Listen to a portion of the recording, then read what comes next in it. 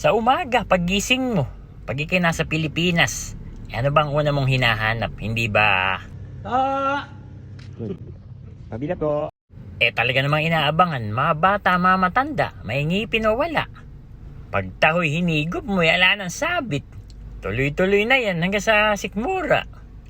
Muaga pa lang, tingnan mo at mukhang malapit na makaubos si kuya. Kuya, saktong arnibal ay gusto ko, no? Yung iba kasi napakadami maglagay ng arnibal parang kumakain ng bagkat ba o sa tamis. Noong araw, hindi pa uso yung sagong maliliit. Ngayon puro sagong maliliit na gamit. Malalaki pa yung gamit noon Kaya hindi istro yung binibigay, kutsara. At dahil nga maliliit na sago, istro na binibigay para hihigupin mo na lang ng ganer Halu-haluin mo. At pagka malapit na maubos, tunggain mo na. Lasa naman ring taho.